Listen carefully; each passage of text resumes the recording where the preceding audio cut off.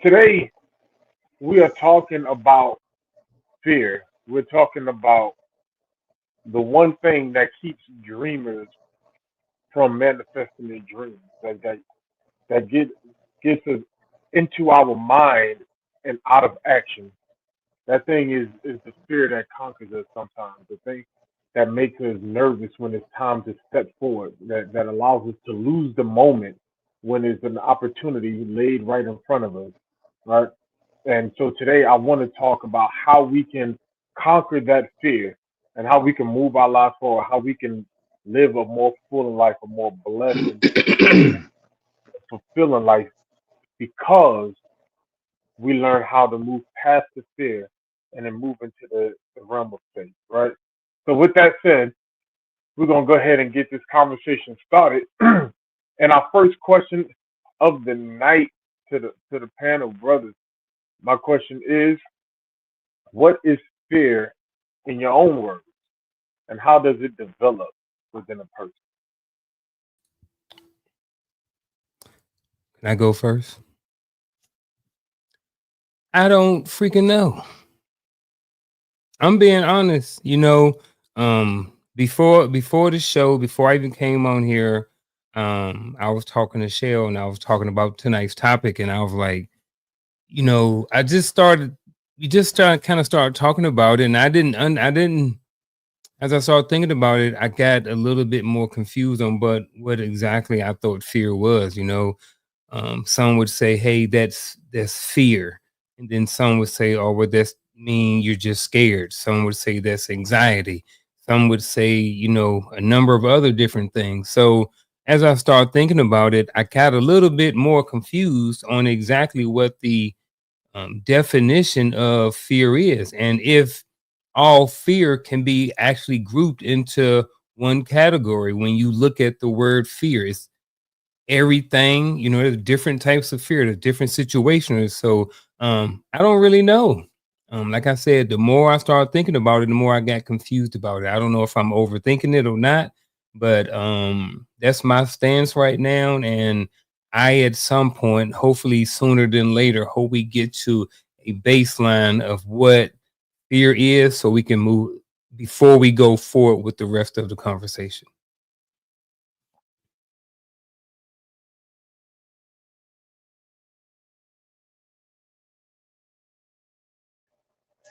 So I think fear would be considered for me as the the main focus of what that underlying thing is, like Unc just said, right? Like I think we place fear at the top, but like right now, nervousness, right? Got a little bit of nervousness, right? A little apprehensiveness. Those things contribute to the big factor of the word fear, right? Because that's what the umbrella is. Everything falls under that. So I think it's a, based on on your timing, the situation, the your timing, all these things. I think it plays in the factor of that emotion, which plays us in that we place under fear. So I think fear has a lot of different undercurrents. So I'll stay right there.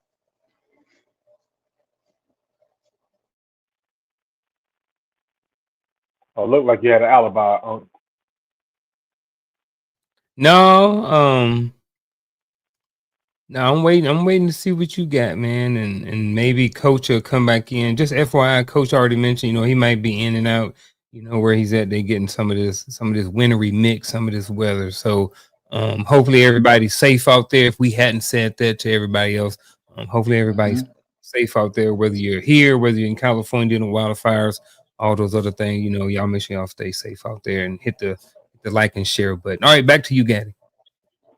Yeah, thank you, thank you. I'm actually with Uncle on this one a little bit because when I look at fear and I look at the definition, when we look at it just based on definitions, right?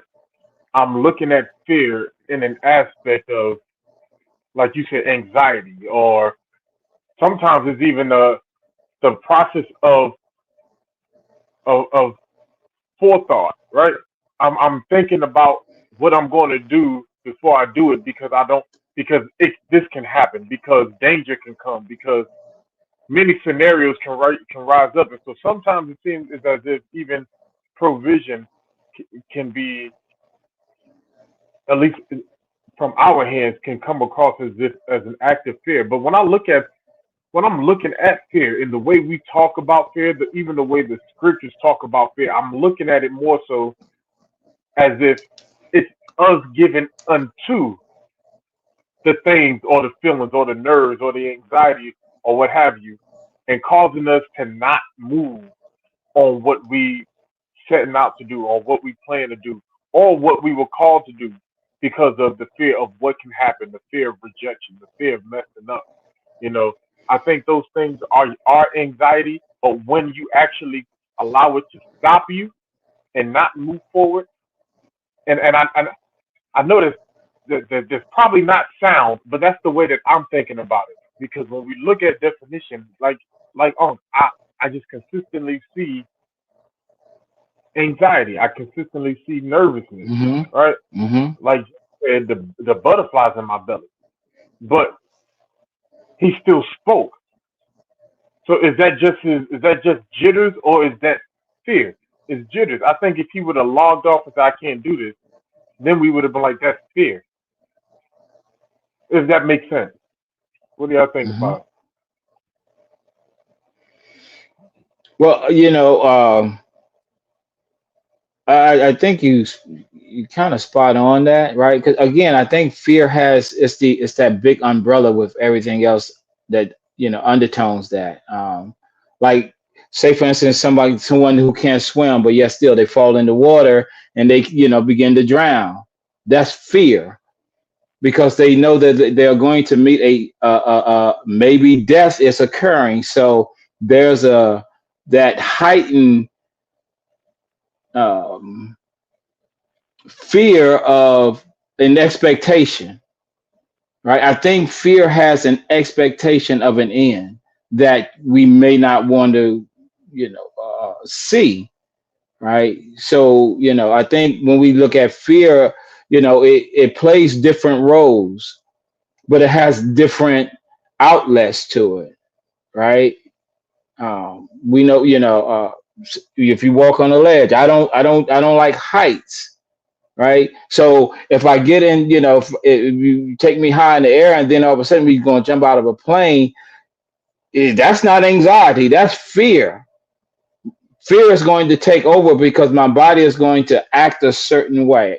So I think fear has a lot of different currents that we can attach different titles to it. It's just I think it's based on it could be a lot of different situations that brings those things out in us. Yeah, and then when we look at it from a biblical sense, we know that fear is that it's a producer of sin because we've exercised outside of the will of God.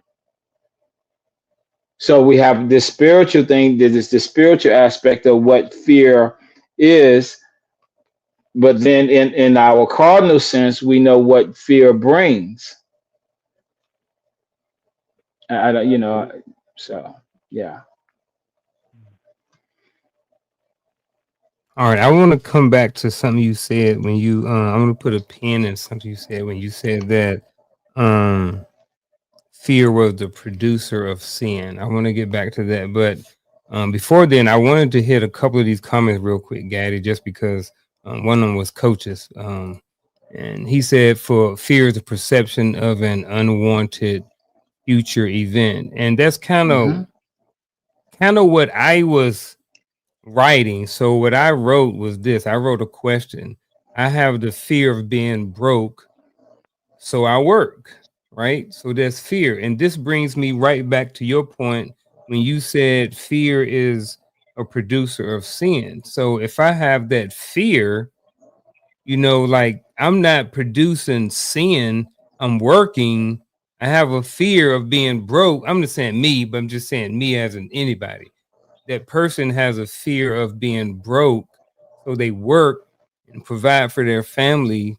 So what do you like, how does that work when at the same time you say that fear is a producer of sin?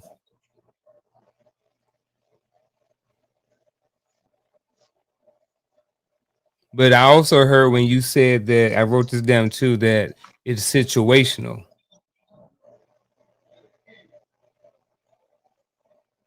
And I think even So, oh no, go ahead, sir.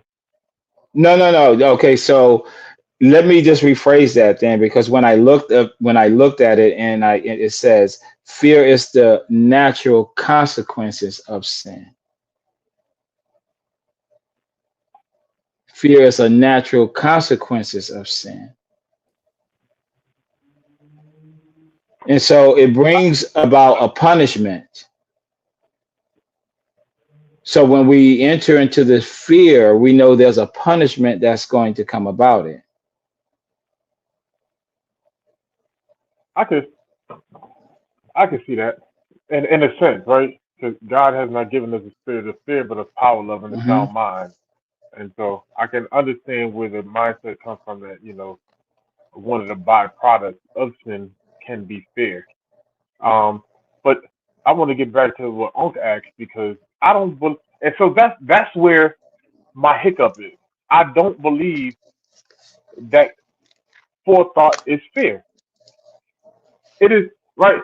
We live in a society that because money drives my ability to house my family. Money drives my ability to feed my family. So I work. Right? I'm I'm kind of the same way. I would always classify. I have a fear of having of my family being homeless. Right?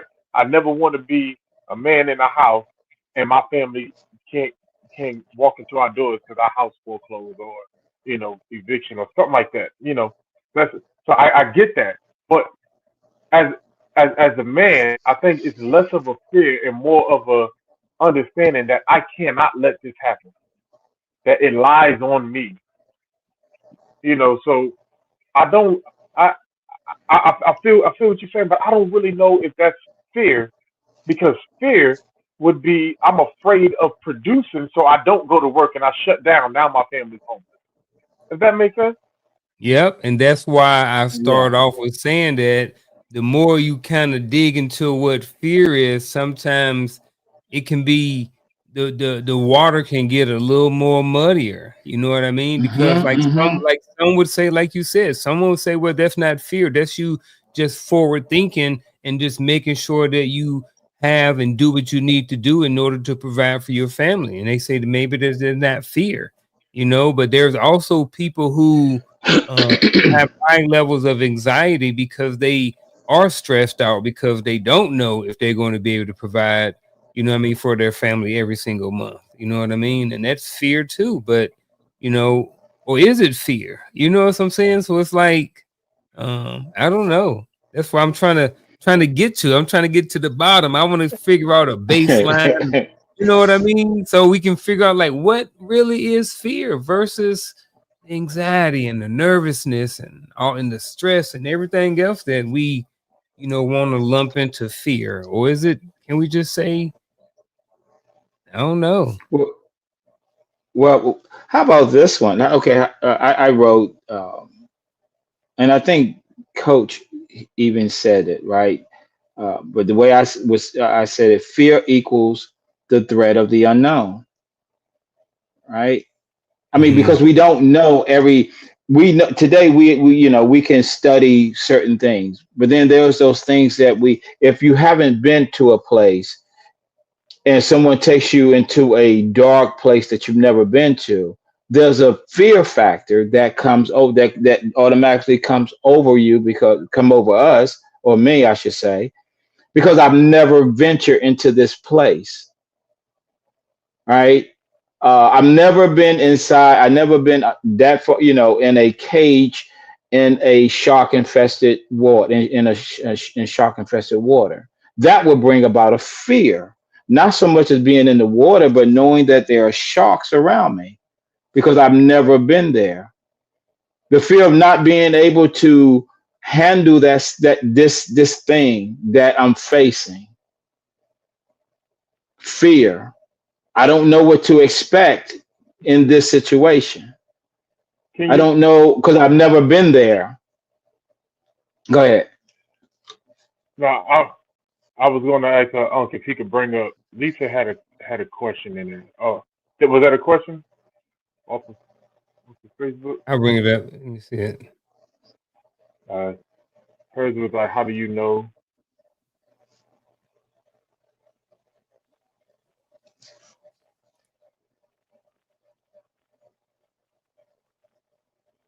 Yeah. So There's Crystal one. asked. Yeah, Crystal asked a question that was similar to what I was asking, right? And I think that's kind of where I was getting to. Will fear stop you from doing something, or can you have fear and still do a thing? I think both. I think there are times when people have a fear of something. Like some people have fear of heights, right? So they won't do anything. They won't jump out of the airplane. They ain't bungee jumping. Some people won't even jump off the curb. You know what I mean? Especially for some of us short kings. You know, it's down to two, James. I'm glad you're here tonight, brother. It's just me and you. You still here? James, you here? Y'all still here? I'm All right. my I bad. think I, James. I think James might be froze. Actually, hold on. He on another screen. Hold on. That's him. Okay, there we go. All right. So okay. here's what we apologize, folks. Again, we are having some technical What? Hmm. difficulties. um. So here's the question from Crystal Everett. First of all, thank you for putting this question in the chat. If anybody else have a question in the chat, feel free to do so as we continue unpacking this conversation.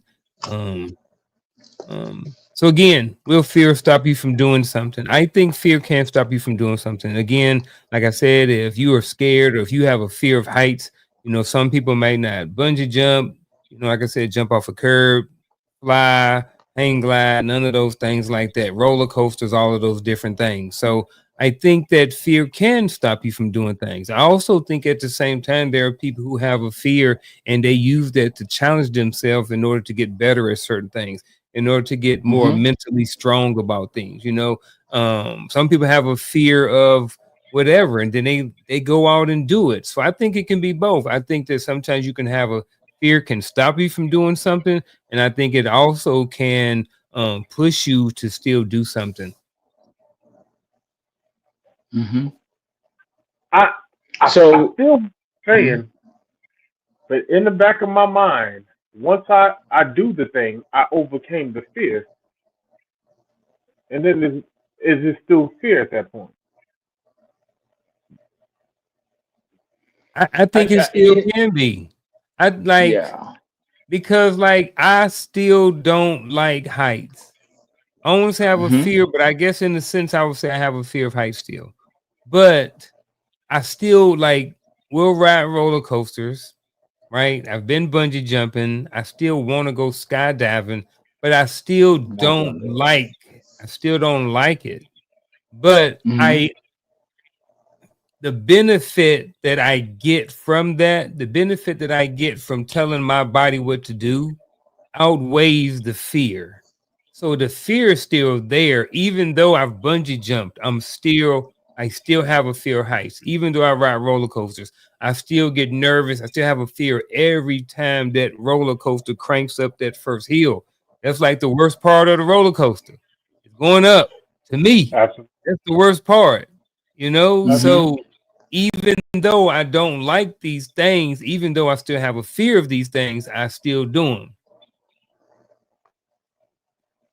So, which brings me to, guess who's back, back, back. Uh, uh, Coach, you want to jump out there on this one? You muted.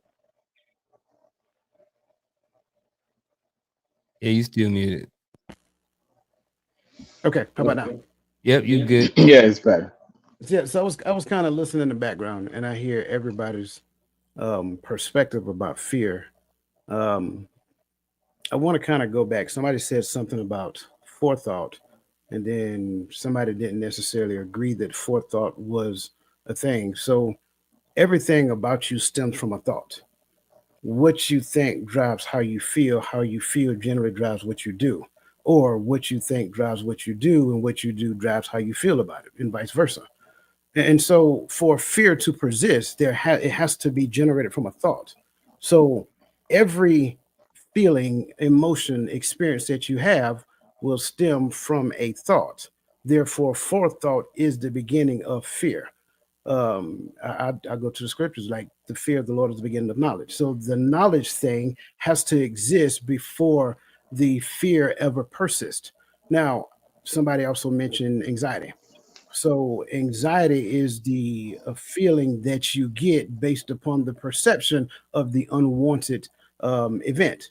So when I think into the future from a psychological perspective, they call that anxiety. When I think into the future and I have this emotion that stems from an unwanting event, that's described as anxiety, but it's driven by the emotion that exists. But the emotion stems from the thought of the unwanted thing. Well, if I go in the past, that's called depression. So when I think too much about what has already took place, the feeling that stems from the thoughts puts me in a depressive state. So when we look at fear, fear is the thought of an unwanted future event, and it is developed based upon the source that injected the thought or the absence of the information or knowledge about said thing. Therefore, we make it up en route.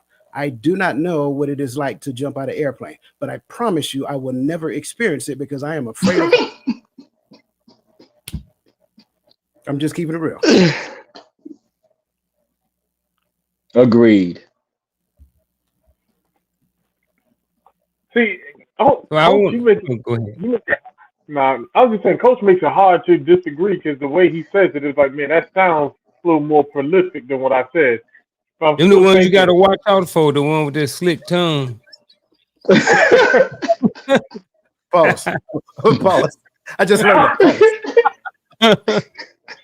Hey, that's a I New just, York thing for real. yeah. I just learned that. Pause. You never heard that? No. I'm saying Yeah. I just Oh, learned what pause mean. Pause. You oh, know what oh I'm saying? yeah. Pause. Yeah. Yeah. Mm. Man. Nah, go So ahead. all Go right. ahead. So hold on. I want Coach to answer Crystal's question too. I think I did. So I you think I did in the chat. Yeah, I did in the Okay. chat. Yeah. Okay. He said And yes. I think my answer was Okay. exactly as yours was yes to both. Mm-hmm. Mhm. Yeah. So, which brings me to the second question, right? And this is good because y'all we just roll right into this. So, what is the difference between being mindful and being afraid, right? Because I get the extremes, right? But the everyday thing that we call fear, right? Is it when is it not fear? When is it I'm being mindful, and then when is it you just you're just afraid to move on or move forward or do the thing? What's the difference? I guess when you said it like that, the word that come to my mind is uh, having an imagination, right? Right. My imagination is, if I allow it to take me places, then that's going to create that fear. And it goes back to how Coach explained that, right? So I'm imagining things that hasn't happened. No current event has happened, but yet still I'm placing myself in a place that I shouldn't. But if I'm mindful, I stay in the current time that I'm in. So all I'm dealing with is the right now. So there's no fear. So I stay right there. That's it. Um, That's all I got. and I'm looking at mindful. I'm looking at something that is not producing any sort of feeling or emotion. right? So if I'm being mindful, if I am, what am I trying to think? I'm trying to think of an example that I could come up with to help me kind of break it down a little bit. If I'm being mindful of the spaces that I'm in, right? So I go to a neighborhood where people have been saying, hey, if you go to that neighborhood, it's probably going to be some squirrely things going on. You might want to have to protect yourself a little bit before you go over there, right? So if I still have to go over there, I may be mindful and I say, hey, look, I may take those things in consideration. And I may, I may even do something to protect myself or arm myself if I have to go to a certain place that may be the best. But it doesn't necessarily mean that I'm afraid to go through it. I think being mindful is just having a sense of your mind or a sense of awareness about a certain thing, and is not necessarily producing any type of an emotion or more of a fear. And I think when you're talking about being afraid, I think you're adding in some sort of emotion that's attached to it. So that's kind of my difference. What I think the difference is between something that's mindful versus something that is versus being afraid.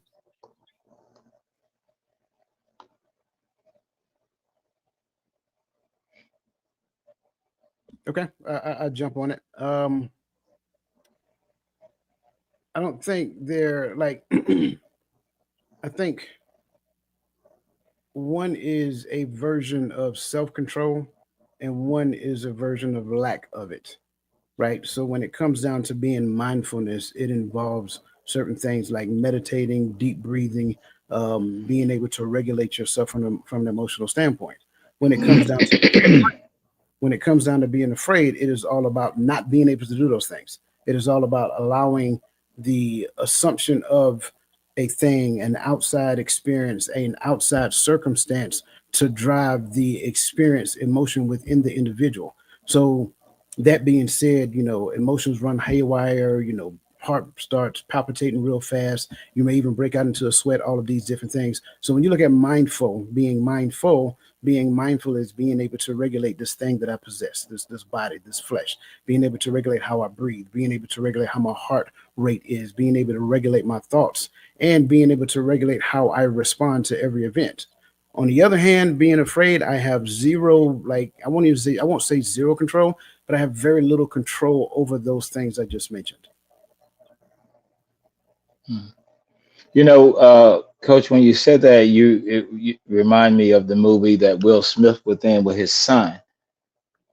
And when he trained, they asked him the question, like, how did you get to this place where you had no fear when you had to deal with this creature?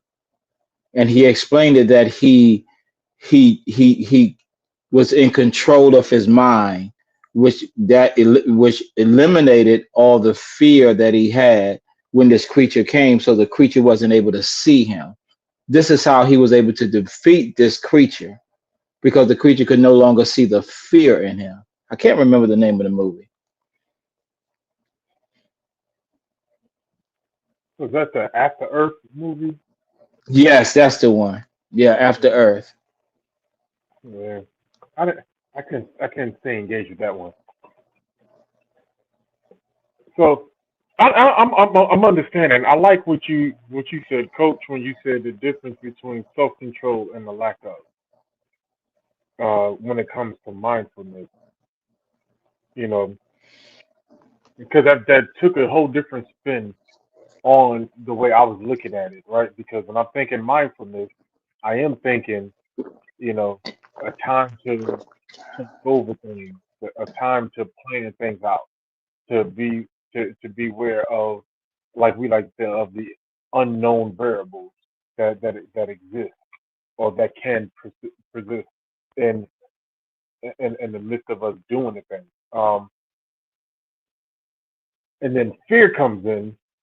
Is you said the lack of self control, and so that's where I need help with how, Because can I not have self control in fear, or are you saying that fear is the act of non self control or emotional lack of control of my emotional self control? So I just just to make sure that I give credence to the question that you asked, right? The question asked the difference between the two. So it's not saying that I can't be mindful and fearful at the same time. It's saying that I can be mindful in a situation to where in past times would have caused me to react a different type of way. But now with this current state, I respond differently. I behave differently. My heart rate, happens differently. I breathe differently. And then I'm slow to respond to particular things because I'm carefully considering my next course of action because I understand that every action causes an equal and opposite reaction. So I can be mindful and still be afraid at the same time. Like I'm saying, going back to my whole airplane analogy, I know a great number of people who jumped out of airplane. I think one of the most important things I heard one of them say is that every time I jump out of airplane, it's a degree of fear that you experience. But the fear that you experience, I think it was Edgar Fuentes, Son Major Fuentes, good to see you, brother. I think he said that fear is not always a bad thing. And he's absolutely right. Fear is not always a bad thing because fear can actually make me aware of something that can actually do me harm. So if you don't experience any degree of fear when you're about to jump out of airplane at X amount of 1,000 feet or however many feet it is, something got to be wrong with you. I'm just being honest. But sometimes some people do a thing so often. Look, man, I done told y'all I'm afraid of height. Don't judge me. But there is situations to where a person have done a thing so many times that it's equating to muscle memory for them, but it's that adrenaline rush. So can that adrenaline rush that I experience when I'm getting ready to do a thing that I've done time and time and time again be a version of fear? I think the answer is yes, because that's your body's natural reaction to what is called fight or flight. You're excited to do the thing, that adrenaline rush is pumping, that adrenaline is actually trying to prepare you for a thing. So I think all of that can be true. I can be mindful and fearful at the same time. It's just that my response does not look like I'm afraid.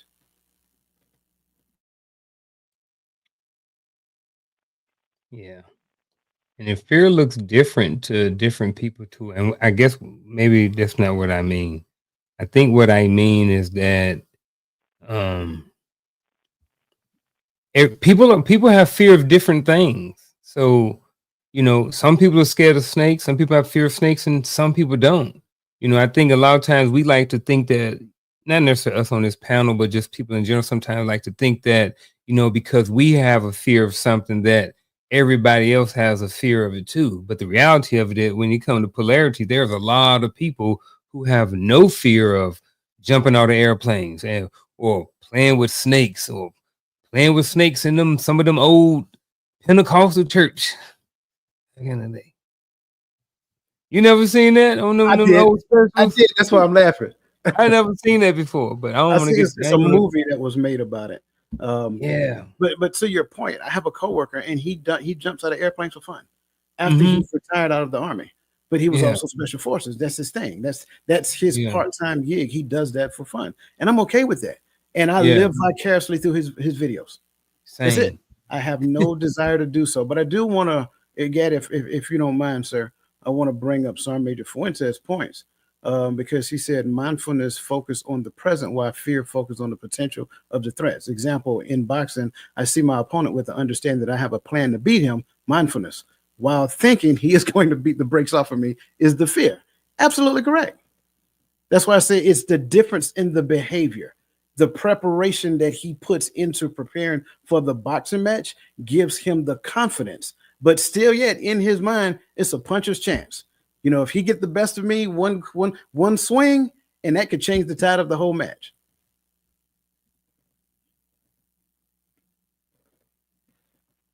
Man, that brought a whole nother aspect.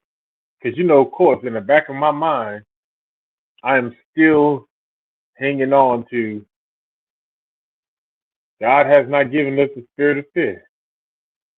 And so, with what he's saying, this is what just developed in my mind, because that's in the back of my mind as we talk about fear, right? Because I can't lose sight of that. And even though we understand that, there's different type of fear is being talked about when you say the fear of the Lord is the beginning of wisdom, as written in Proverbs. You know, we understand that that is a fear of of going against His majesty. You know, and going against his omnipotence. You know, just like kind of like a mobster will have a fear or an adoration of the Godfather or of the boss. You know, I could probably take him, but I'm not gonna because he has. But now it's God. I can't take him. But you get what I'm saying. Like, but the fear is it comes with a level of respect.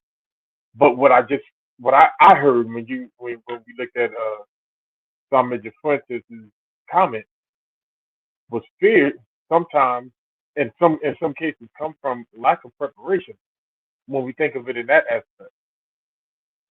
Had I done what I needed to do for the thing that I need to do, I can walk into it more boldly. And that answers a question of how we get there. You know, sometimes we get there because we're not prepared for it, right?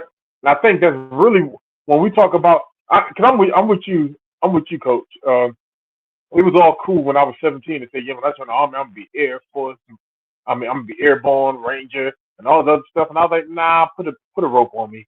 I'll repel. We'll do that instead. But it's the mindset of I don't think that I'm prepared to be soaring through the skies where human beings don't belong. If I go up in the plane, I'm coming back down in that plane. However that plane come down, I'm gonna be in it when it come down. All the And way that's to the my scene mind. of the crash. I'm telling you, you know.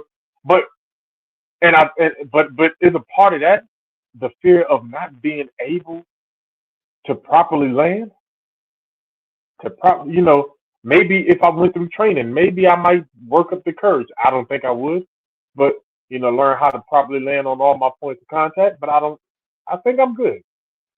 But you get what I'm saying? I'm looking at it now, and I'm trying to go through all the different examples that were brought up today so far, and trying to see if that fits because that's a real thing. Some of us walk into life unprepared, and it develops fear. I get what you're saying. Um, but I also think there's more to it than just black or white. I know a lot of times we like to see things from a perspective or the lens of it's either this or it's either that, but I don't necessarily think that equates to it. I'm gonna be completely honest. I have zero desire to jump out of an airplane. I can tell you that I'm afraid of heights because I know I am, but if I set my mind to it, can I go through the training and do those things and jump out of the airplane? I believe that I can. But guess what? I'm not going to put forth the effort to do so. So I think that has to be a factor in that as well. I do like what you said about the preparation piece. That's why I said it previously about the confidence thing. Preparation gives me confidence to do a thing. But even within the scope of a thing, there's still some degree of fear in there because, like I was using Edgar's analogy, like it's a boxer's chance. Like I can do all of the preparation. Like go back to Mike Tyson's prime, and most of us here remember Mike Tyson. When Mike Tyson lost to Buster Douglas, it shocked the world. Like there's no way in the world that this dude beat Mike Tyson. Yeah, it was when you start acting, when you start factoring all of the outside distractors that was going on. Then when you factor in what happened in Buster Douglas' life, I think that right before that boxing match, he lost his mother. So in his mind, he was the underdog. He had nothing to lose, and he laid it all on the line. And lo and behold, it took one punch, and Mike Tyson was picking his mouthpiece up off the ground. So I'm using that as an example.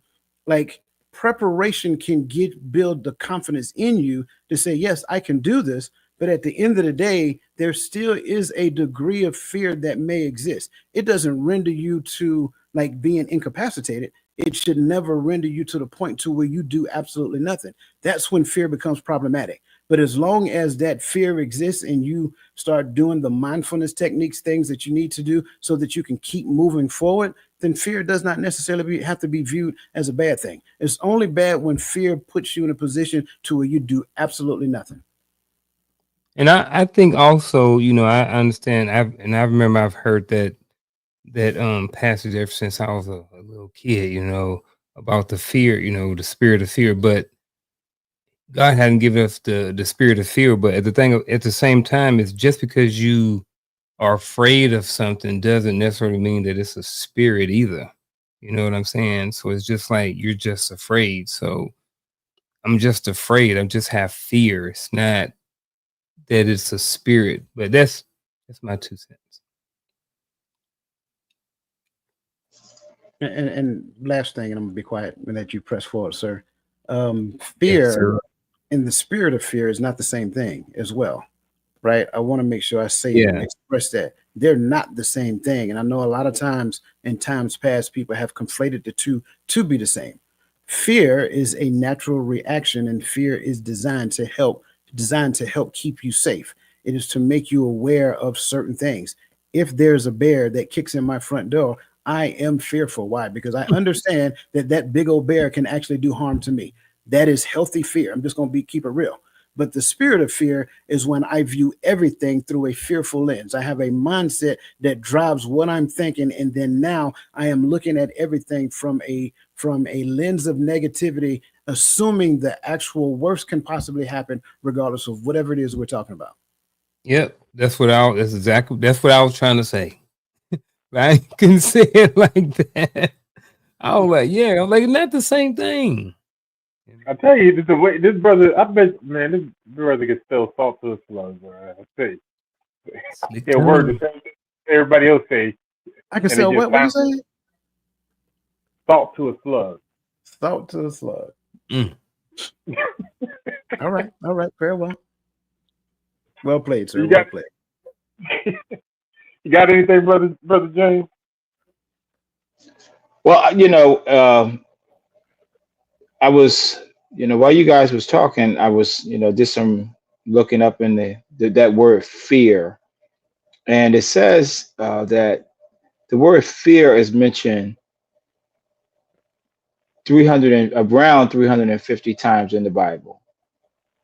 175 of those times, and this goes to Coach point, is used in a reference of fear not. So it has its positives as well as those things that we fear of. So I just wanted just to throw that in there for reference point. Because oftentimes when we use that word fear, it's more, we look at it as it may be sinful, but it's not always it's not sinful all the time, right? It's only becomes sinful when we are in that sinful act.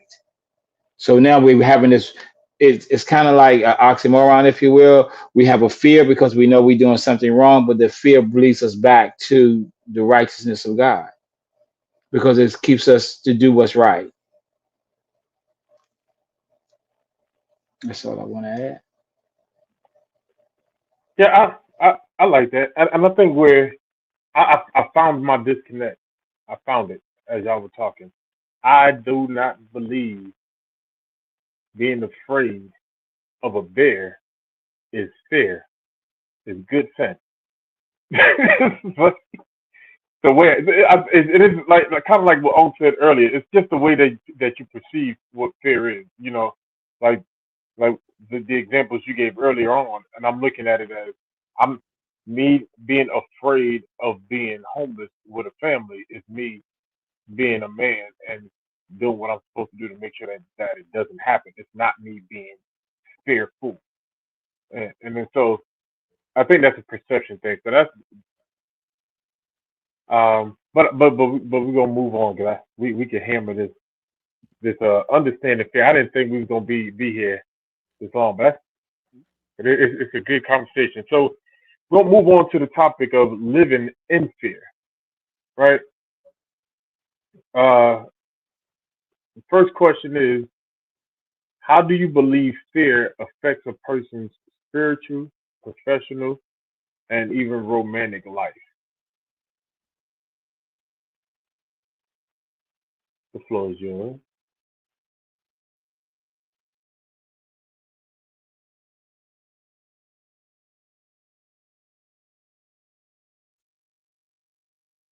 I am I still think you, thinking.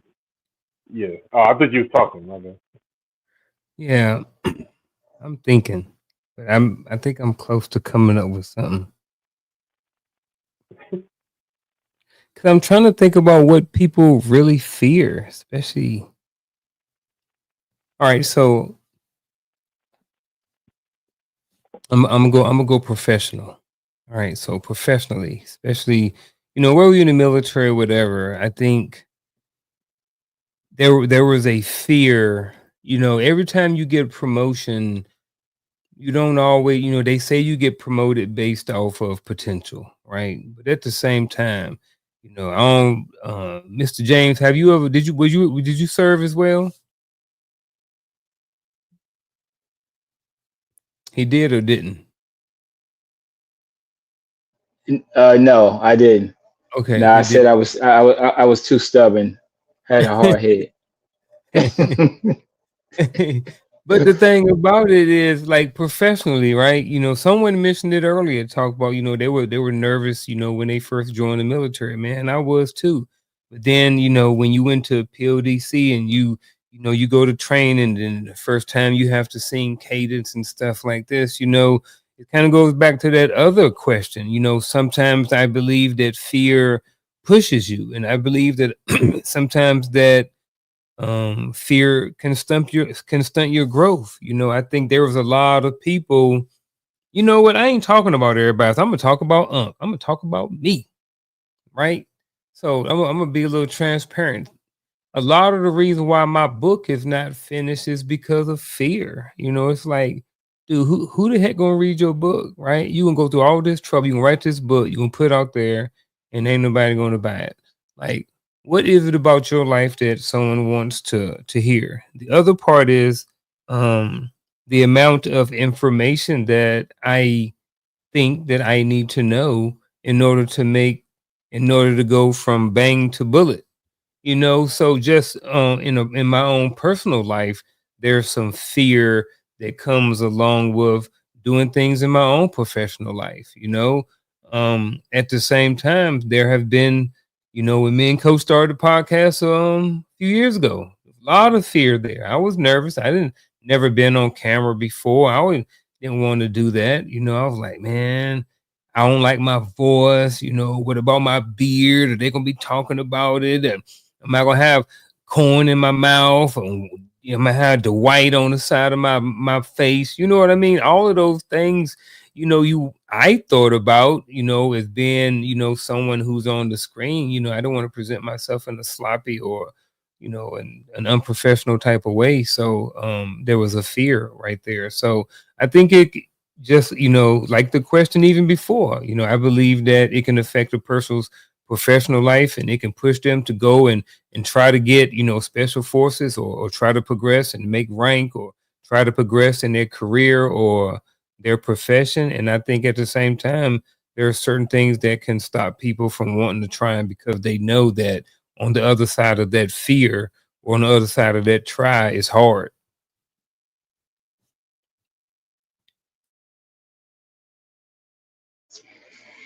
Okay. I wrote down the three that and I kind of did this. I made this personal as well. For me, I said spiritual fear. For me is uh, not obeying God, right? Just not obeying Him, but knowing the end results, which would be a spiritual death, right? For me, I think that's what How do I believe fear affects me spiritually? Right? That if I don't do what I need to do concerning following God, here's the spiritual death that will await me. Uh, Professionally, um, I would say not holding myself to that high standard every day. Right. So I make sure that I put myself in that position so that I often say this, right? I have to be able to say to my clients what I would say to my director. If I can't say to my clients what I can't say to my director, I need to be mindful. I need to check myself. Um, and so, and romantically, well, I'm not in a relationship. I don't have nothing to do. I don't know. I really don't. I can't even touch that one, right? There's no fear in there because that's not even on the table right now.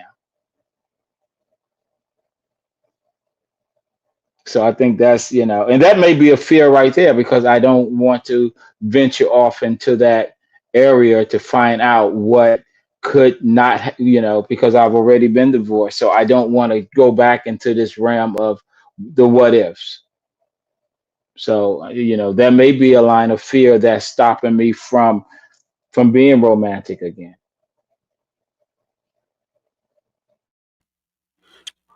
Um, Very interesting question.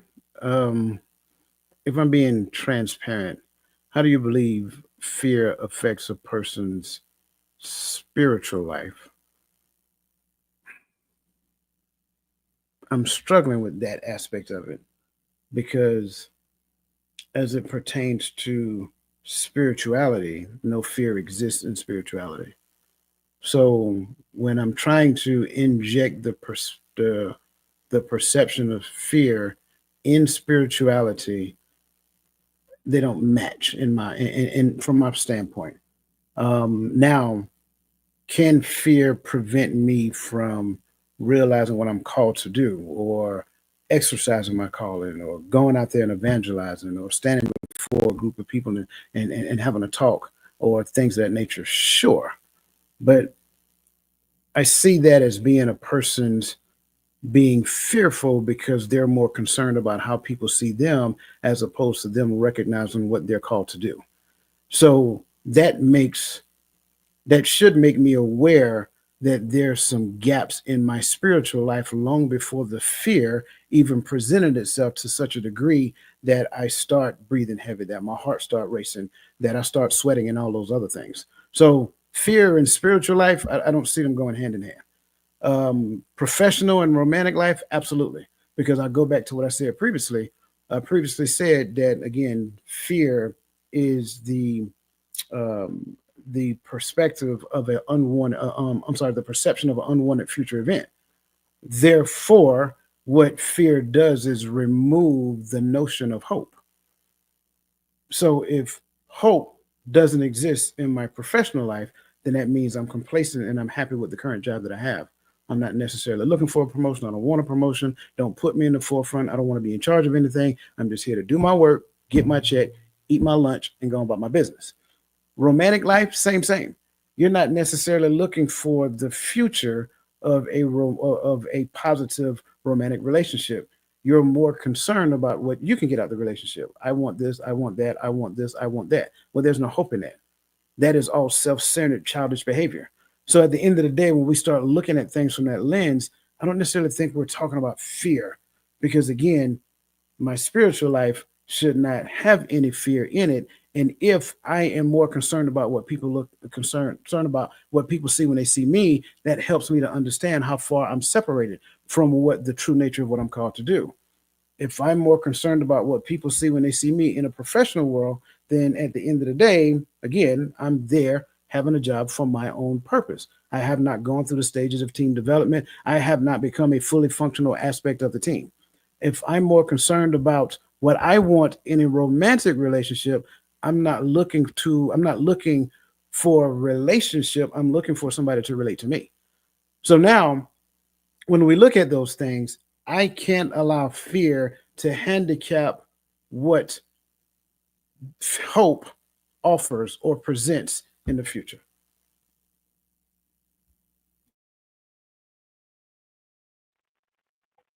And I like all of that. And so what I'm getting from the collective, uh, and really on spiritual, only I think only Jay and Coach touched on that one. But if I'm understanding y'all right, fear is actually the separation from your spiritual walk.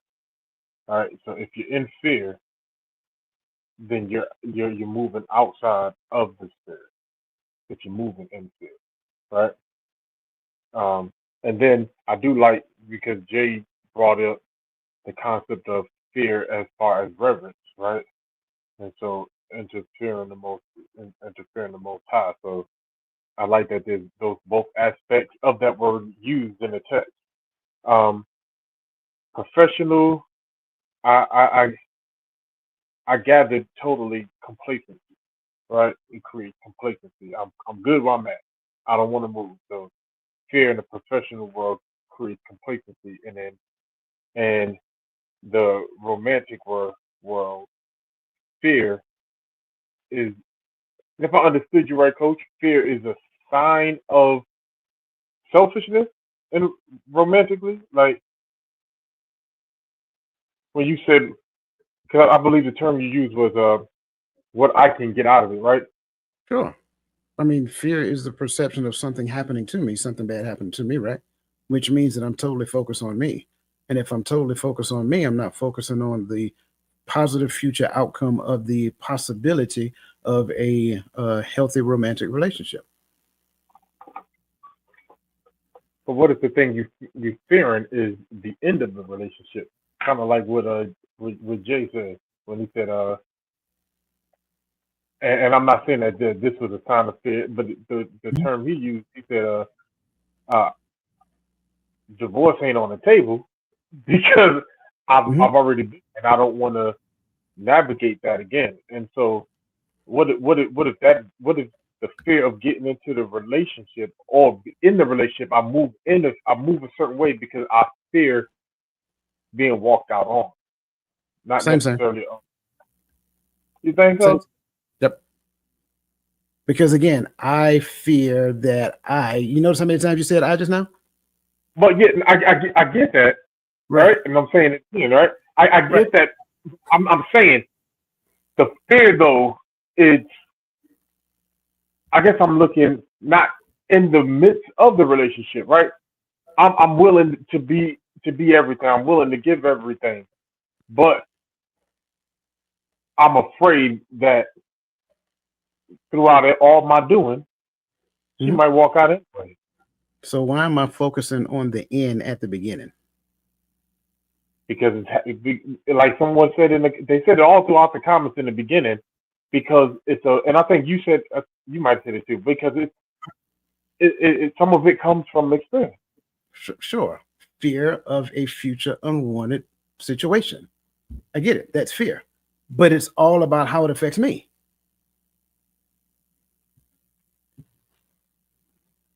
So let's just use what the Temptations used to say, right? It was just my imagination running away with me, Yeah, we got right? to Because remember. I mean, because that's what fear brings, right? Like Right. we start think if I'm thinking this way, right? And I'm glad that you said that, right? Because now I had to rethink that, like wow, right, because that's what I just did. I literally just like took myself and in an imagination marriage, right? And I went to the end of the marriage Mhm. and I looked at me, not at the totality of enjoying the journey. I didn't go there. I went straight to the end with an expectation that it's going to end what happened prior to. So my imagination took me to a fearful point. So that was good. I see that. Yeah, I can see how how we can, and again, because fear is, here we go with this imagination thing, we take ourselves to this place, right? Because of the selfishness that's maybe dormant or it's alive, right? Mhm. Or fear, right? And I think that's going to lead us into possibly your next question. I don't know, but I think that's a prelude to what I read earlier.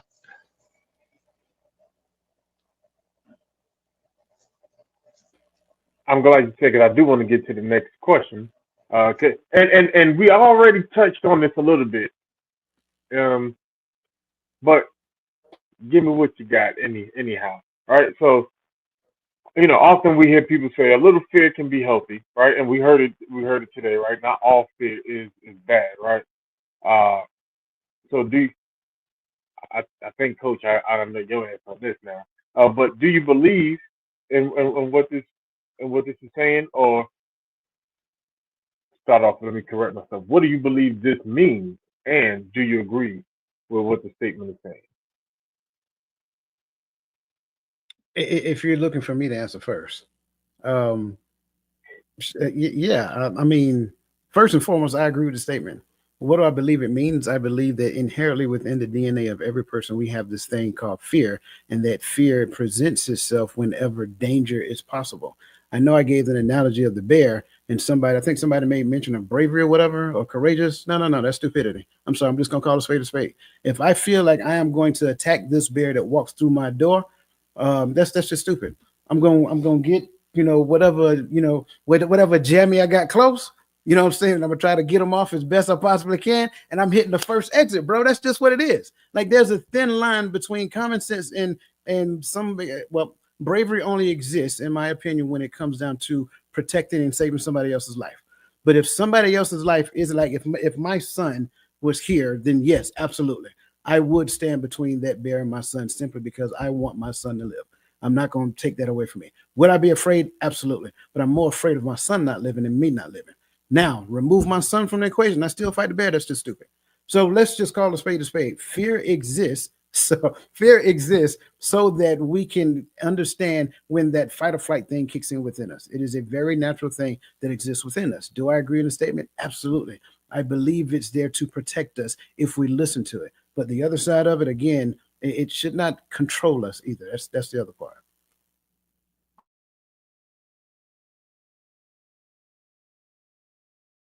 Yeah. I believe it means just that. That's simple. I believe that it means that a little fear can be healthy. We've heard, myself and a couple of other people mention some examples where fear has pushed them to achieve a lot of things. When you have fear and you push past the fear, you build resilience in those areas as well. So it means just what it says. And do I agree with the statement? I agree with this statement 100%. I am a person. I have had a lot of fear. I grew up the little scared, timid boy. You know, I ain't gonna tell Shardan's story again about the stick. I haven't told it before, but yeah, man, like yeah, I was afraid. Had a lot of fear growing up. So didn't stop me. I was the smallest kid, one of the smallest kids on the football team. Still played. So yeah, I agree with it. That's my take on it.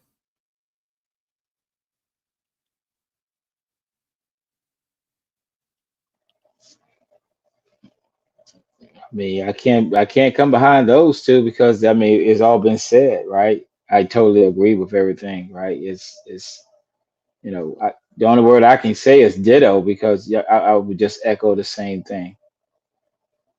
That statement right there, bro. Yeah, That's yeah, that's the part right yeah, there. You know what I'm saying, James? yeah. Like, shout out to Sar Major Fuentes. You know what I mean? Like, that's real talk right there. Like, a lot of times, I've seen fear like destroy people.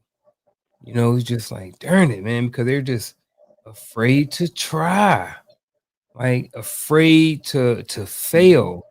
And I think some of that has to do with possibly how we were brought up. Some of us, being scared to fail. Everything had to be right.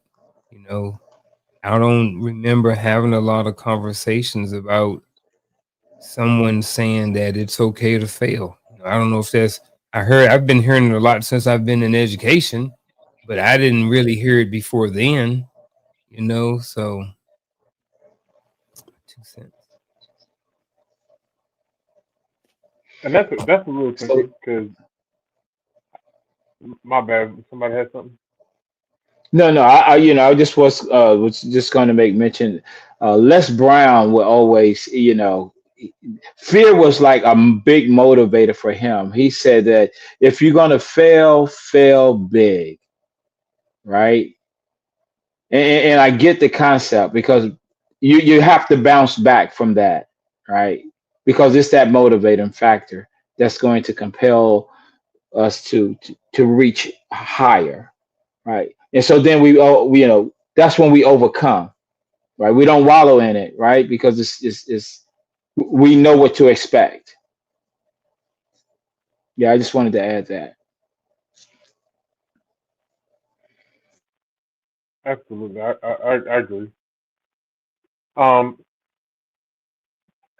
and like I said, I don't I agree with what the statement is saying, but y'all know me. I just and I said it this whole show. I believe there's a thin line between fear and good sense. You know, am I fearful because I'm not gonna fight no bear? I'm with Coach. It's not courageous to fight a bear. It's stupid.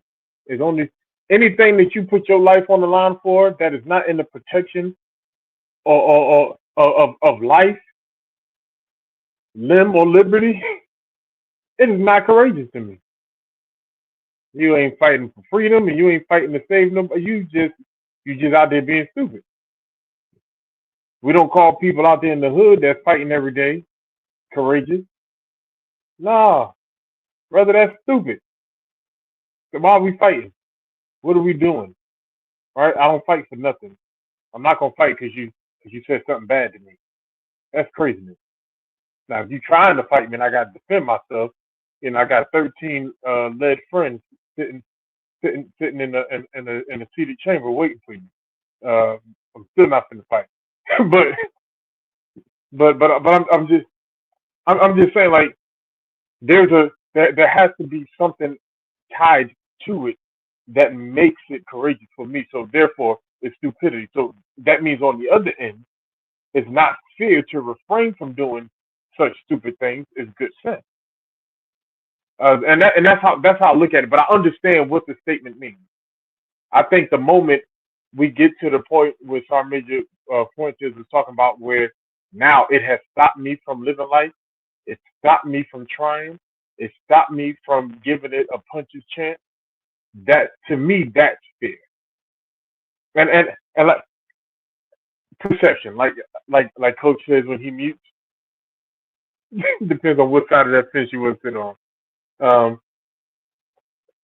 but I have a leading question with all that said before we go into overcoming fear. I got a little bit of time. Um, what do you believe feeds fear? Is it all experience, or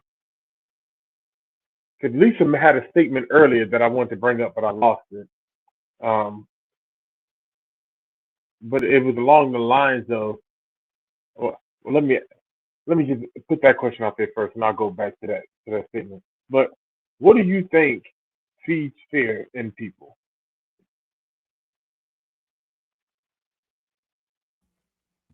Um, I think some of it is knowing what the outcome could be, you know, um, or at least your perception of what you think or view the outcome could be, you know. You ever seen like grown people scared of like little dogs that be this big, right? Little ankle biters, they be get the dog away from me. You can't even bring him in the room, you know, and this fear that hey, maybe this dog's going to bite me. So I think sometimes it's just the fear of what they think could potentially happen if they cross whatever line or barrier or whatever it is that thing is. If I get to the top of the roller coaster, eventually it's going to break and we're going to fall off. So that part right there. But it's all up here. Mind's playing tricks on me. Dun, dun, dun, dun, dun, dun, dun. I would use the word, and I'm not using it. I'm not calling anyone this word, but the behavior is, and I will use the word stupidity. I think that act of stupidity drives fear. Uh, Case in point, you said how if you had to get into if you had to defend yourself, you defend yourself, right? I mean, that's without question, right? That's a different thing, right? But to just get into a fight knowing what you are able to lose, that's the act of stupidity, right? but you're gonna use fear. I'm afraid, yo, you're not gonna beat me. No, you're not. But guess why? Because I'm gonna turn around, I'm gonna walk away. See, we have the ability to make wise decision. Right. And I think a lot of times fear plays into the factor of some people maybe not using discretion.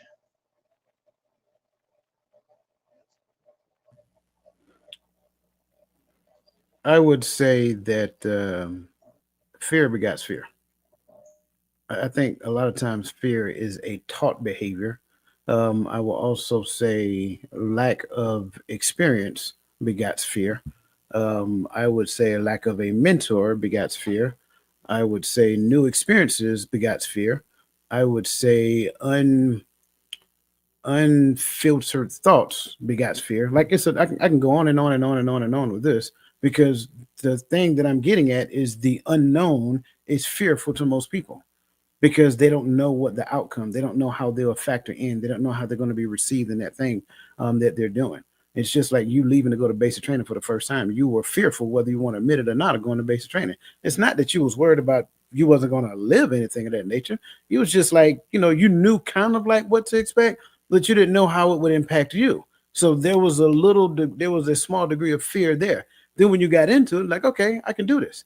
And so you just kept going and going and going and going and going. But then, like, once you kind of got the military life thing down, it was like you become less fearful. Then another event presents itself, and like, oh my God, fear, right?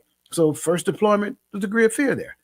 So I think that's the thing. The unknown becomes the thing that generates fear within the common person because they don't know what to expect. They don't know how they're going to manage in that environment because it's all new and untapped information.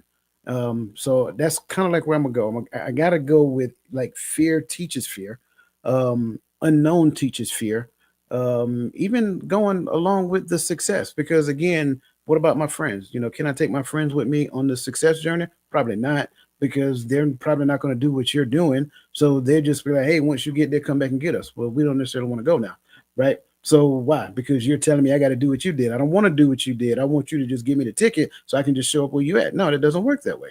So all of those can be consistent within the space of what produces fear.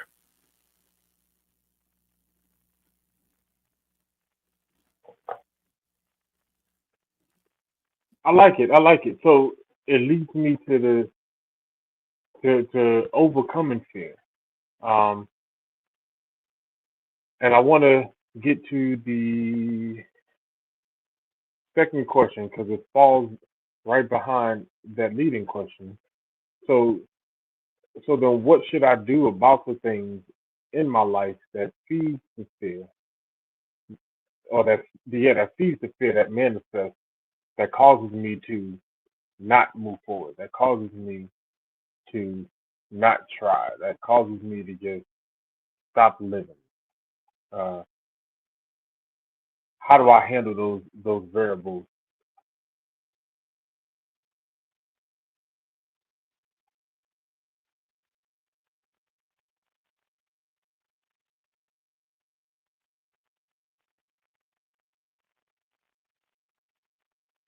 Anybody?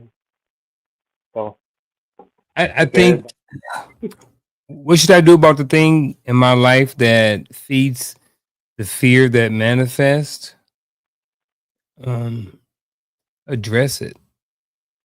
I think, talked about different types and different things. I think, first of all, you have to address it to really understand what the thing is and the why and the how and all of those other things. And then you can push forward, and then you can make a decision. Let's say, for instance, let's go to Coach's example about jumping out of airplanes. Maybe that's the thing that feeds the biggest fear, but he really wants to be, a special forces dude. You know what I mean? So that means that for him, right? For him, he have to address that fear and he has to figure out a way to get over it. So it doesn't manifest in a negative way, and so that he will also at the same time be able to get exactly what he wants. The other side of that is this. What if the same thing right now. What if the end goal is not to be a Navy SEAL or special forces? What if the end goal is to maybe just get over the fear? Well, I can do something else. Coach can do something else to get over the fear of heights. Or at the same time, maybe at his place in life right now, he don't give a rat's behind about getting over the fear, you know? So sometimes I think it kind of depends on the situation. I think you address it and then you act accordingly. You're either going to address it, you're going to do something about the fear, or either you put it on the shelf. And it seems like in this situation, coach is like, I got a fear of heights and I ain't addressing it. Or I am addressing it. I'm addressing it while I'm sitting here on this couch watching my Georgia football game and have me a Steve Weiser. And I'm a wrestling fan. There's some old Stone Cold stuff. But you know, he chose that he gonna sit down and watch TV and do that instead of um wanting to jump out of airplanes. So I think, you know, sometimes it's okay to address it. I mean, I think at the end of the day, you need to address it regardless. And then you just make a decision what you're gonna do about it. But I may have went off a little You bit. Fear that manifests. I have to go back and rethink my thoughts. you said a lot of things that I had wrote down. So, but I will say, I will add to this that, and just to kind of go off of what the last part that you said about the not addressing that thing. I mean, if it's not hindering you from, or us or me from accomplishing or moving forward in life, okay, you know, I too, I'm not jumping out of a plane. That's never gonna happen, right? So, right, I'm not gonna do that. I'm not going in a cage and be surrounded with sharks. That's not gonna happen. That's too much water. Um, so those things won't have to be addressed, right? I think it only be, based on this whatever life situation we find ourselves in where the fear presents itself. I think that's when it needs to be addressed. Again, I think it's the mindset. It's that mind. Like, am I going to imagine this thing happening to my life tomorrow? Am I going to put myself into this fear place that I know that is going to bring me fear, that's going to manifest itself? No, no, I'm not. I'm not doing those things. Right? I am okay. I'm okay with anyone saying how scared I am. I'm okay with that because that's what they wanted, and I'm okay with that, knowing that I don't have to address those things. But if it takes me to a place and going back to a protection of the family, okay, it presents itself, so this is what I am going to do. I am okay with this fear because it's for the greater good. Yeah. Depending upon the version of fear we're talking about. Um, there are certain aspects of fear I don't need to overcome. Right? Fear of the Lord at the beginning of the knowledge. I don't overcome that fear. I embrace that one. Right? Because I want to become more knowledgeable about the Lord. I want to become more knowledgeable about his ways. I want to become more knowledgeable about his statutes. So I don't overcome that. I embrace it. But then there is fear that presents itself as obstacles, as you so eloquently heard these gentlemen talk about. And so, therefore, from that perspective, I need to understand, is it an obstacle for me to negotiate, or is it an obstacle for me to ignore? Because every obstacle, every thing of fear that presents itself is not standing in my way of achieving anything great. Me jumping out of an airplane does absolutely nothing for my life at this stage of my life at all. So, do I need to overcome that fear? Absolutely not. I don't even think twice about jumping out of airplanes. That's why I always use this example. I don't care about it. So, that's my point. But do I need to overcome the fear of talking to people if that's what I'm called to do? Then the answer is yes, because that is an obstacle that stands in the way of me actually doing the thing that I'm called to do. So, how do I do it? By doing it. That's how. I think the more you do a thing, the more you submit that thing to some version of a habit within you. Therefore, now it's just like in the army. How do you get better at doing push-ups? You do push-ups. How do you get better at doing sit-ups? You do sit-ups. How do you get better at running? You freaking run. That's the answer. So how do you overcome fear? By taking it head on and doing the thing, right? In the midst of doing the thing, you start rewiring your thought processes about this thing, and then you get to the point to where you're no longer fearful of it. You probably can get to the point to where you become excited to do it again because you realize it wasn't as bad as you thought it was to begin with.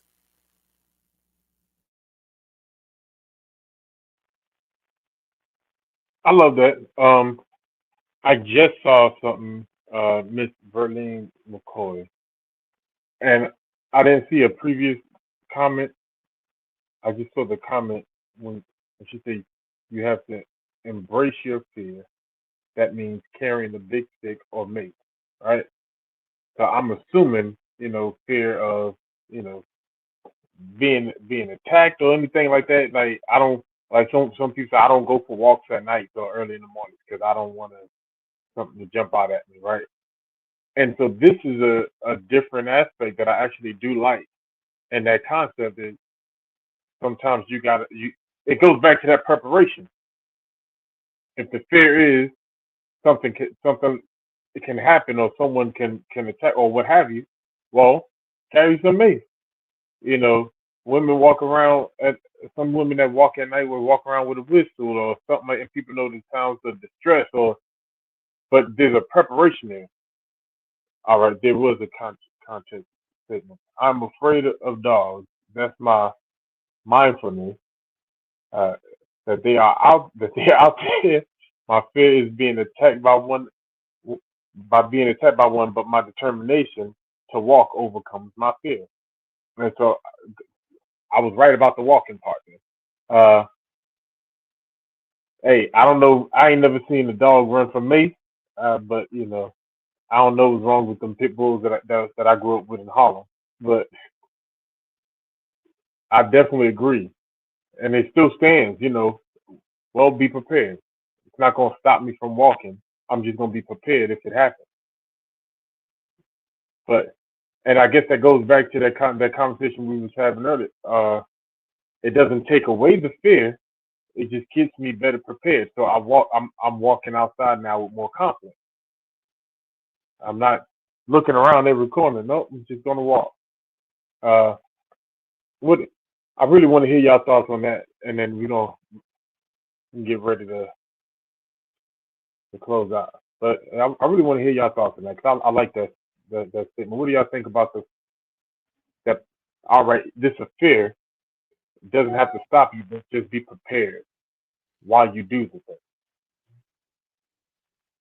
Well, I agree. I kind of mentioned that previously, right?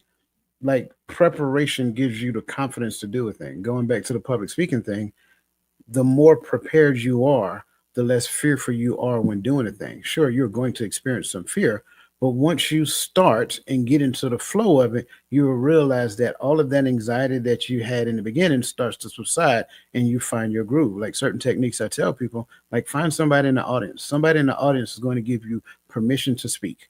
And what I mean when I say that is that there's somebody in the audience looking at you and they're hanging their hat on every word that you're about to say. So whenever you get nervous, go back to that person. Don't stare at them. Don't stare through them. Right? Understand that that's my safe spot. So peruse the audience as you talk. But then when you start to feel that build up, go find that person again.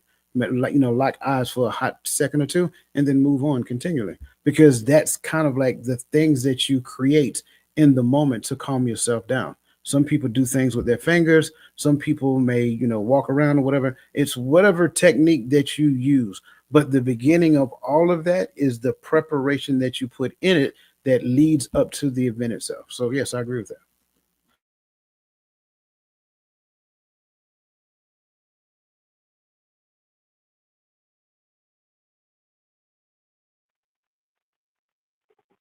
I'm You good. I brothers was good? just thinking. I was just going a little bit deeper in my head. That's all. I'm good. I was like, I saw, based off I saw time, you I know I don't typing. got time to respond, so I'm just gonna, Right. yeah. All right, yeah. I saw you thinking. I saw that mind running. All right, man. Listen, I've really enjoyed this conversation. In the chat, y'all been on fire, right?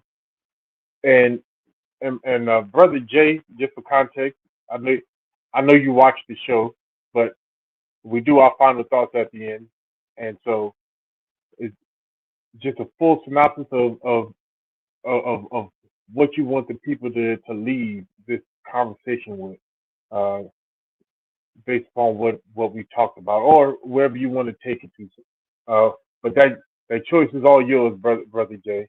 Um, and so yeah, I think my first show, I went first and final thought, and you know what? At first I was mad when they did that. Then I thought about my baptism under fire, and I jumped out there and took away that nervousness of being the only one on the screen. So with that said, we're moving to our final thoughts for the evening.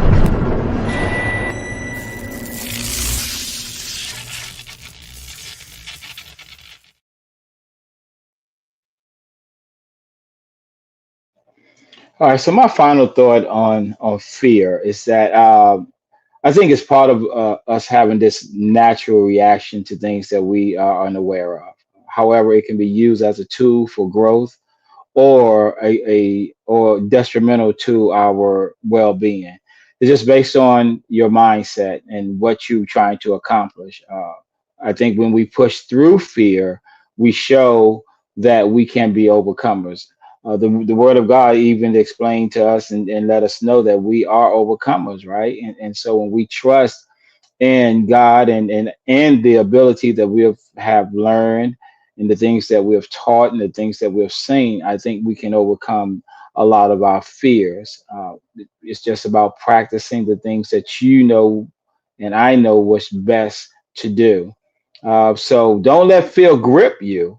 Hold on to your beliefs and the things that you learned along your life, and I think that your life will be great. Right? Just know I'm not going in no water. So you don't ever have to do some things that fear says that brings you to that place. Okay. And that's my final thought.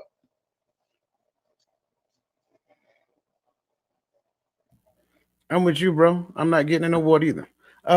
No, seriously. Listen, I think it was a great conversation. There's a lot that can be discussed as it pertains to fear. I think we need to understand that there are certain aspects of fear that we need to embrace, and then there's certain aspects of fear that we need to overcome. Embrace the fear that moves you closer to the Most High. Overcome the fear that prevents you from fulfilling what He actually called you to do. When you keep those things in the proper perspective, then fear actually falls in line as it pertains to your life. Again, fear of the Lord is the beginning of knowledge. Fear of the Lord is the beginning of wisdom. If you keep that in mind, then make sure that you maintain that authentic and reverent fear of the Lord, right? Fear should not prevent me from moving forward. Fear should not prevent me from experiencing what He promised me. Fear should not deny me any good thing or rob me of the potential of the potential of a great outcome of a particular thing. I should not go into relationships with fear. I should go in a relationship with hope that is rooted and grounded in faith of His promises. When we look at things from that perspective, faith should be your guiding light, and that faith must be accompanied with deed that supports the faith that you have.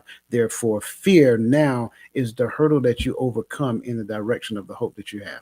And that is my final thought. Fear, fear, fear, fear factor. Remember that show?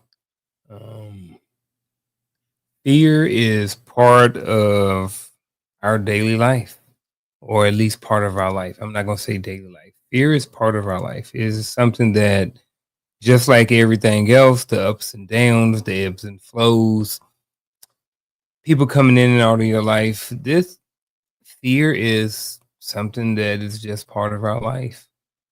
How we learn, or the way that we address fear, and the way that we address certain types of fear is very important. You know, there are certain types of fear that need more attention than others. You know, as we talked about today, you know, um, jumping out of airplanes. That's not a fear that everybody wants to overcome. But there are also fears that we need to overcome. sometimes we need to get over our fear of writing a book, or our fear of starting that new chapter in our life, our fear of letting go. So I think fear is part of our life, and the more that we know about it, the better that we can be when it's time to address fear in those appropriate moments. And that is my final thought.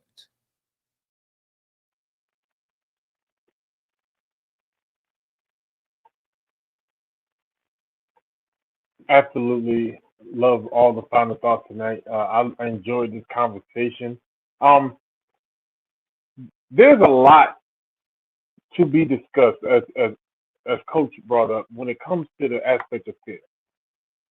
There's some things not just that brings us closer to the Most High and leads us from the Most High, but there's some things that in our walk with the Most High, he do give allow us to be mindful of. There's an aspect when he tells us to be anxious of nothing, right? Um, but in that being anxious of nothing is not telling us not to take care of our family, not to stay safe, not to be mindful of things that are supposed to happen. But he's telling us not to be afraid of not being able to do the things we need to do when we are with walking with him, because he has those things in in his hand. So when he tells us in Matthew, be anxious for nothing, right? But he also tells us that if we seek ye first the kingdom, then everything that we're worried about will be added unto us, right? That that's his provision for us. And so there is a certain sense of fear in that aspect that allures to us lacking a little bit of faith in the Most High, but not in the sense of like I think Onk brought it up in our everyday life. We we have certain things we fear. If I'm walking across the street and I see a car speeding down the street, I'm gonna run across the street because I don't want to get hit by that car. I think I'm not going to tempt the Most High because He also tells us that. I'm not going to tempt Him. I'm not going to stand there and say, "Well, God's going to protect me." Yeah, He'll keep me alive just with no legs, right? So we have to be mindful of those things, right? Um, so let's know our balance. Let's know what it should look like, what we shouldn't look like. We shouldn't test the Father. So we should have those healthy fears, those things that allows us to to to preserve our lives, to preserve our children's lives, to keep our children healthy and safe, right? But not so anxious that we don't allow the Father to actually take care of us. That we try to do His job for us, and we stop worrying about doing His business. That's really all I have on that, right? Um, I want to say that my brothers are always supporting me and holding me up when it's my turn at the mic. So I do want to always give my gratitude to my brothers, always to my big brothers because I'm the baby on the panel, right? But I do enjoy having this conversation with y'all. I always learn something, and I always try to press something out there because I know my young mind. I'm thinking a certain way, and I just want y'all to help me. Uh, Even if I disagree with y'all, I still want y'all to want. I respect your opinion, and that's brotherhood. So with that said, listen, we have a lot going on on this network, right? So continue to tune in with us. On Do we have anything this Saturday? What's Saturday? Yeah, actually, we do. Tomorrow morning at 10:30. Make sure that if you have your ticket already, make sure that you are in attendance because I will be talking about trauma. And it's going to be a very interesting conversation. I'm going to reveal some information that I don't recall revealing on this platform. In fact, most of you, in fact, probably none of you have ever heard this entire story. So I'm gonna tell it tomorrow. So again, make sure that you're there. Tune in 10:30. A what is it? An empowered mind is a healed mind conference. So if you have your ticket, I look forward to seeing you. And again, we're gonna have some fun. And for everything that we have going on in this network, you can see it below here. Again, every Friday, as you already know, the Hearts of Men, 8 p.m. Every third Saturday, which is next Saturday. The Hearts of Women podcast every Tuesday, Coach's Corner, you guys already know, and every fourth Saturday is Reframing the Image of Relationships. So there you have it. And if you're new to this platform, do us a favor, head over to totalmindsetshift.com, join the community, join the social networking we have over there as well, and see what all this community has to offer. With that, I want to say thank you all for a great show. Thank you, chat. Y'all know y'all the live chat on YouTube, period, and Facebook. Because some of your sponsors over there lighting it up on Facebook. So we appreciate you all. We love you. Enjoy the rest of y'all weekend. And listen, stay available, right? For all those you love, right? That's all I have for you. And good night.